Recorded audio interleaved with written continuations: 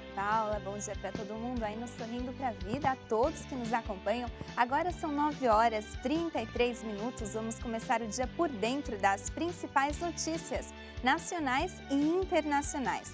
Entre os destaques dessa edição, a nomeação de Eduardo Pazuello como ministro da Saúde. Vamos conversar com a nutricionista, doutora Gisela Savioli, que falará conosco sobre a prevenção do câncer de intestino.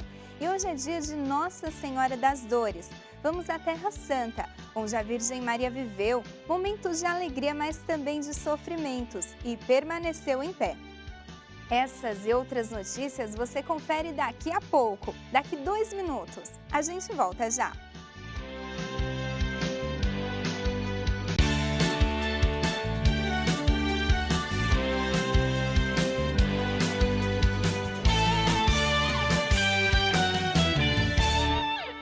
Após 3 meses como ministro interino, Eduardo Pazuello tomará posse oficialmente como ministro da Saúde. Vamos falar sobre estes e outros assuntos com o Otávio Martins, que já está ao vivo, direto de Brasília. Bom dia para você, Otávio. Quais são, portanto, as principais notícias daí de Brasília?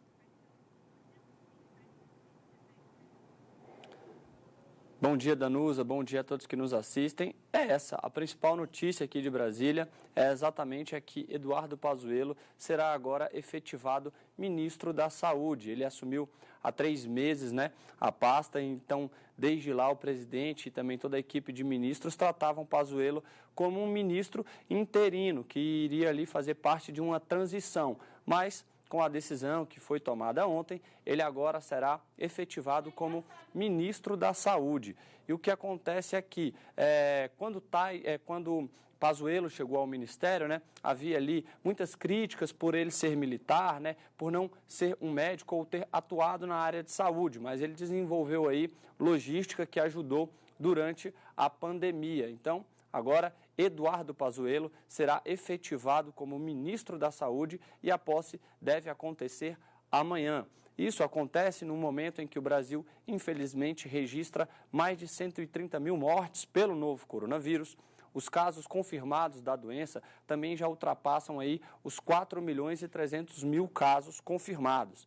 E os curados, os casos curados já também ultrapassam aí os 3.200.000 pessoas que conseguiram vencer a Covid-19. A boa notícia também é que o número de aumento de casos e óbitos tem diminuído, eles têm acontecido numa maneira menos rápida, o que identifica aí aquele platô e mostra que a pandemia tem mostrado sinais aí que já está no seu final aqui no Brasil.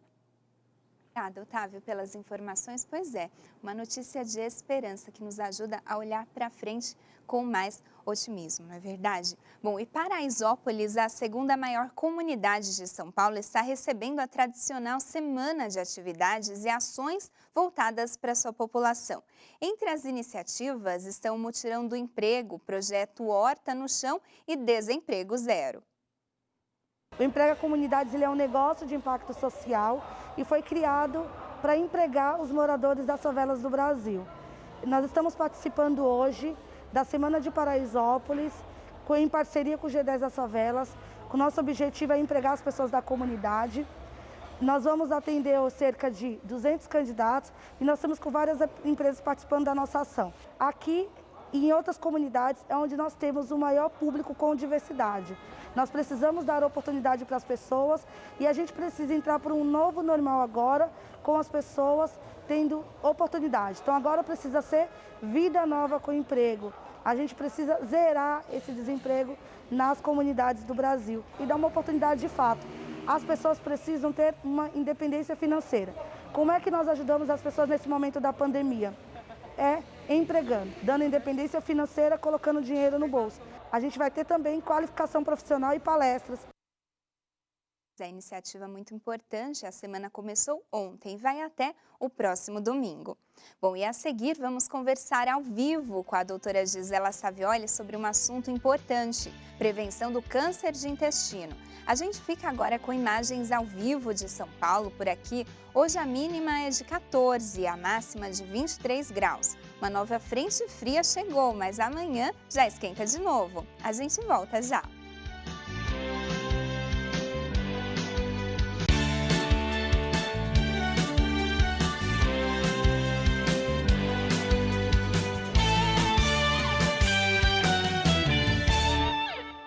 Canção Nova Notícias, edição da manhã, já está de volta. E além de ser o mês da Bíblia e o mês da prevenção contra o suicídio, setembro também é o mês da conscientização sobre o câncer de intestino.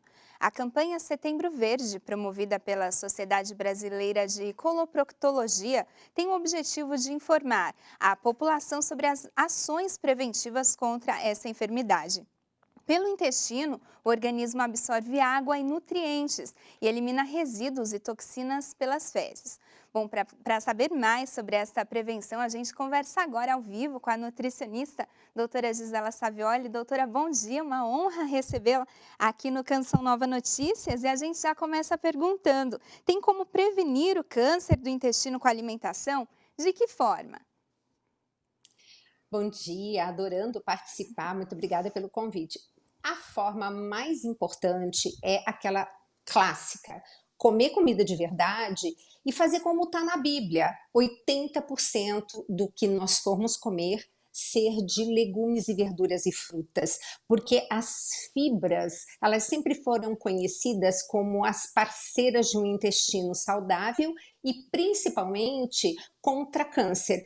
Até pouco tempo atrás, a gente não sabia fazer muito a ligação entre o que a fibra tinha realmente a ver com o câncer. Mas acontece que depois nós vimos que as nossas bactérias intestinais, que são aquelas que promovem saúde, quando elas se alimentam dessas fibras, elas nos entregam metabólitos que podem fazer, inclusive, a gente chama de apoptose tumoral, isto é, uma morte programada de células cancerígenas. Olha que bárbaro! Interessante, doutora. E quais são os sintomas do câncer de intestino e quando as pessoas devem procurar a ajuda de um profissional? Olha, o grande problema são as doenças que começam silenciosas. Por isso que a alimentação é maravilhosa, porque ela é preventiva. Então, o melhor conselho: toda vez que for fazer um exame de fezes, pede para o seu médico solicitar sangue oculto nas fezes. E é protocolo a partir dos 50 anos, então vamos lá. Quem tem 50 anos, está me ouvindo e nunca fez uma colonoscopia, pois vá ao seu médico e solicite. E se você tem um parente que, assim, próximo, ou pai ou mãe, que tiveram câncer de intestino, então isso tem que ser mais cedo, tem que ser 10 anos antes, a sua primeira colonoscopia aos 40 anos. Ou então, vamos supor que esse membro da família próximo tenha tido câncer com 25 anos. Aí você joga 10 anos e o contrário, se ele teve aos 45 anos, você então joga 10 anos para baixo e faz a partir dos 35. Então, esse é o melhor protocolo, tá? Não espere ter dor, não espere sintomas. A medicina está tão maravilhosa e, para mim, não existe nenhum exame mais fabuloso do que colonoscopia, porque na hora que ele está fazendo o exame, se tem alguma coisinha, um pólipo que está crescendo, que é um tecido que está crescendo de uma maneira que não deveria naquele lugar, ele já é retirado. Então, muitas vezes, numa colonoscopia, você já evita um câncer daqui a 20 anos. Então, realmente é um exame que eu gosto muito. Ótimo, doutora. E só para nós finalizarmos, a senhora deu aí dicas de alimentação. Essas dicas são, portanto, para preservar o bom funcionamento do intestino e justamente evitar e até prevenir o câncer, podemos dizer isso? Na verdade, a gente tem uma população dentro do nosso intestino que, para vocês terem uma ideia, 1,5 kg do nosso peso são bactérias intestinais. E nós precisamos cuidar muito bem delas. Elas é que fazem a diferença no nosso organismo entre saúde ou não. Então, é claro que fibras são interessantíssimas para um bom funcionamento intestinal, mas elas são fundamentais para vocês alimentarem as suas boas bactérias. Então, se a gente está falando de alimentos bons, o que realmente a gente tem que evitar? Alimentos ricos em gordura, processados, aqueles alimentos altamente industrializados. E voltar a comer aquilo que a gente sempre fala, né? Comida de verdade. Tá joia. Obrigada, doutora, por sua participação. Com certeza, dicas muito úteis que ajudarão a todos nós. Bom, e agora a gente muda então um pouquinho de assunto. A passagem de uma frente fria deixa o tempo mais fresco pela manhã aqui na capital hoje. Confira a previsão do tempo. No sul, o céu fica encoberto e ocorrem pancadas de chuva em vários momentos no Rio Grande do Sul. Em Santa Catarina e no Paraná, terá predomínio de céu nublado. No sudeste, chove no litoral de São Paulo e no Rio de Janeiro. Nas demais áreas da região, o tempo continua firme. Uma massa de ar seco ainda persiste sobre o centro-oeste. A umidade do ar fica extremamente baixa nos períodos mais quentes do dia. No norte, dia de alerta para temporais em Roraima, Rio Branco e Porto Velho. No Acre, Amazonas, Pará e no Amapá, tem chuva a partir da tarde. No Nordeste, a circulação de ventos provoca chuva frequente em Recife e o tempo continua firme nas demais áreas. E o clima também preocupa os Estados Unidos. Por lá, um mapeamento prevê migração por questões climáticas para as próximas décadas. Esse é um dos destaques do noticiário internacional de hoje.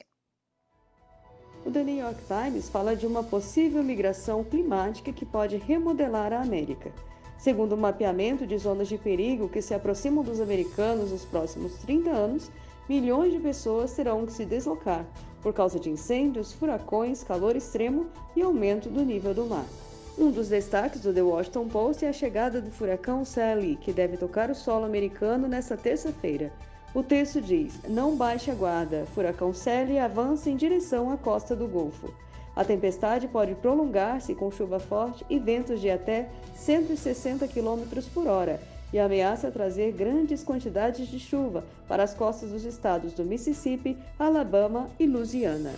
Um dos destaques do El País afirma: Vietnã condena 7 pessoas pelas mortes de 39 imigrantes encontrados mortos em um caminhão no Reino Unido em outubro do ano passado. Os 31 homens e 8 mulheres, incluindo 2 adolescentes, morreram asfixiados num caminhão frigorífico em que eram transportados. Muitas das vítimas eram da região pobre do centro do Vietnã, que tentavam entrar clandestinamente no Reino Unido à procura de emprego. E o destaque do francês Le Monde é o Brasil. A manchete diz: Brasil, campo de testes para vacinas contra a Covid-19. Devido à significativa circulação do vírus no país, 4 vacinas candidatas estão sendo testadas em 22 mil voluntários. O texto afirma ainda que uma ala do Centro Nacional de Vacinação no campus da Fundação Oswaldo Cruz, a Fiocruz, no Rio de Janeiro, foi liberada para instalar a futura linha de produção.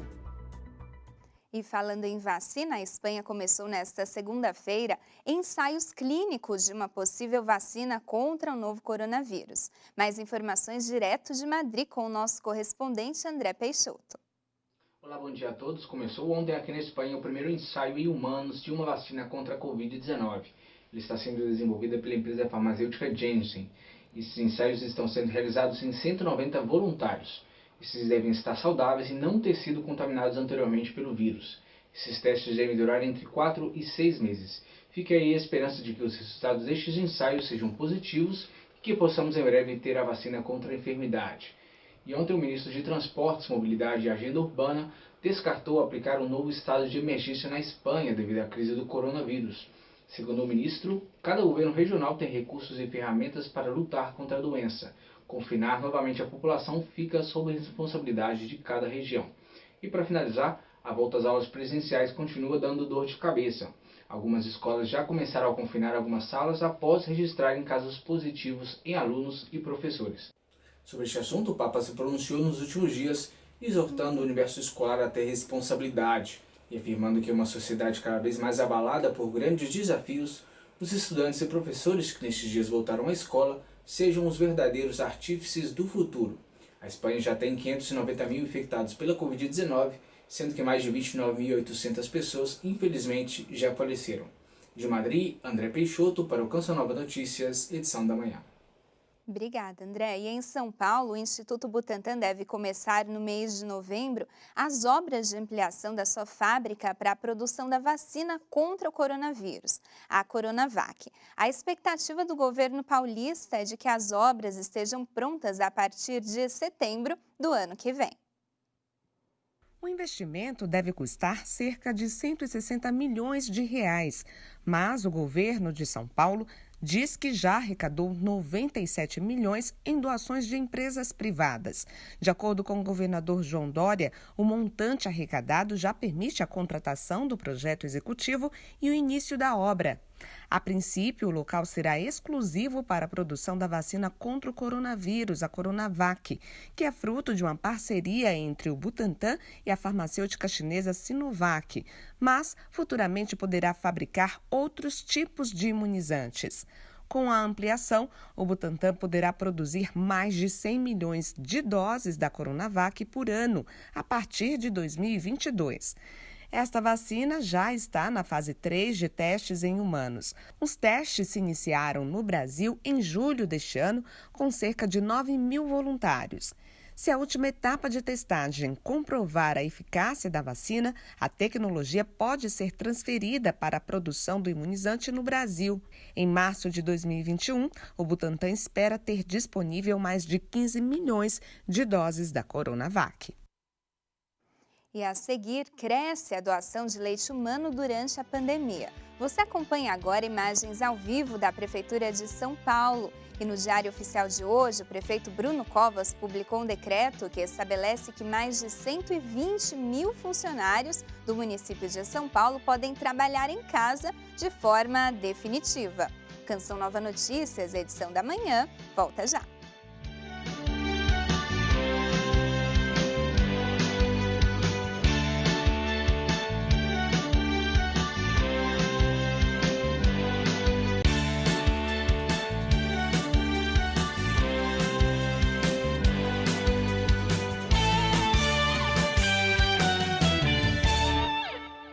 No Brasil, a doação de leite humano cresceu 45% durante a pandemia. Em Sergipe, um grupo de mães doadoras tiveram uma ideia simples, mas que fez o número crescer de 22 para 122 mães que doam leite materno. Mulheres fortes e saudáveis, mães que amamentam seus filhos e os filhos de outras mães. Na época dos escravos, elas eram chamadas de ama de leite. Amamentavam a criança alheia quando a mãe natural estava impossibilitada. Geralmente, esse encargo era dado às escravas já mães. Às vezes não tem um alimento, né? A mãe não pode doar, então a gente faz a nossa parte, é gratificante. Os tempos mudaram, a maneira de ajudar também. Clarissa, por exemplo, amamenta a filha de 5 meses e ainda sobra para doar. Toda semana, uma equipe do Banco de Leite Humano de Aracaju vem à casa dela para levar o leite a outras crianças. Ela chega a doar 6 frascos de 340 ml por semana. Eu dou o excedente, o que minha filha não toma, eu dou para eles. Eu posso estar salvando uma vida. Isso é muito bom, né? A modernidade produziu artificialmente muitos tipos de leite para bebês recém-nascidos. Mas o leite materno ainda é a única fonte que contém todos os nutrientes. Os bancos de leite humano são fundamentais no apoio às mães com problemas de amamentação. Porque ele é o melhor leite do mundo. Ele é considerado o padrão ouro, ele é que salva vidas. Então, a Organização Mundial de Saúde, junto com a Organização Pan-Americana, Ministério da Saúde, Sociedade de Pediatria, toda a ciência, ela foca que o leite humano é o melhor para o bebê. Durante a pandemia, o medo era que a quantidade de leite nos estoques ficasse escassa. Pensando nisso, um grupo de mães doadoras fez um banner com incentivo à doação. Divulgado em grupos de rede social, a campanha deu tão certo que o número de doadoras subiu de 20 para 122 só no período da quarentena. Sergipe tem 3 bancos de leite que atendem maternidades e UTIs em todo o estado. Atualmente, 52 bebês estão em situação de risco em UTIs. Eles todos os dias podem se alimentar graças ao trabalho de profissionais e à iniciativa de mães doadoras. O banco acompanha as crianças desde o nascimento até os 9 meses de vida. A coordenadora aconselha a quem tem dúvidas sobre ser doadora procurar esclarecimento em um banco de leite. A gente vai buscar na casa, então hoje a mulher que tem, que teve seu bebê está percebendo que está dando mama, ela percebe que o peito continua cheio, então vai ligar para a gente. Essa mulher não precisa vir ao banco de leite, a gente faz todo o cadastro dela por telefone. Bom, e na Terra Santa, a Virgem Maria viveu alegrias, mas também sofrimentos. Neste dia em que a igreja celebra Nossa Senhora das Dores, vamos para Jerusalém falar com a nossa correspondente, Danúbia Gleiser. Foi no Calvário que Maria viveu boa parte das suas dores, e é deste local santo que o Frei Salvador Rosas, presidente do convento do Santo Sepulcro, nos fala sobre Nossa Senhora das Dores. Pace e bene dal Calvario, dentro la Basilica del Santo Sepolcro, vi salutiamo in questa giornata in cui ricordiamo Maria Santissima Addolorata. Paz e bem do Calvário, localizado dentro da Basílica do Santo Sepulcro, nesse dia em que recordamos Nossa Senhora das Dores. Próximo desse altar, ao lado do Calvário, encontramos a imagem de Maria Santíssima com o coração transpassado pela espada de dor. Essa imagem foi trazida de Portugal. Representa cada um de nós com nossas cruzes, dores e sofrimentos. Peçamos a ajuda de Deus que nos dê a sua paz e seu amor neste momento de pandemia e da dor que atravessa o coração de toda a humanidade. Suplicamos ao Senhor, morto e ressuscitado, por nós, e também a intercessão de Maria Santíssima, ela que soube resistir sabendo da ressurreição de Cristo ao terceiro dia. Que ela nos sustente em nosso caminho, de modo que, purificados depois desta pandemia, possamos ser santos, salvos e misericordiosos, como o nosso Pai Celeste. Nossa Senhora das Dores, rogai por nós. Pandemia, possiamo essere santi, salvi, misericordiosi come il nostro Padre Celeste. Maria Santissima dei Dolori, prega per noi. De Jerusalém, Danúbia Gleiser para o Canção Nova Notícias, edição da manhã. Obrigada, Danúbia. É uma verdadeira oração, não é mesmo? E a gente encerra essa edição com a mensagem que o Papa Francisco tuitou agora há pouco. A Virgem das Dores, que chorou com o coração, trespassado a morte de Jesus, agora se compadece do sofrimento dos pobres crucificados e das criaturas deste mundo exterminadas pelo poder humano. Canção Nova Notícias, edição da manhã, fica então por aqui. Outras informações você confere no noticias.cançãonova.com ou no Canção Nova Notícias, edição da noite às 6h45. A gente se despede com imagens do Viaduto do Chá. Você fica agora com o Cantinho da Criança. Um bom dia e até amanhã.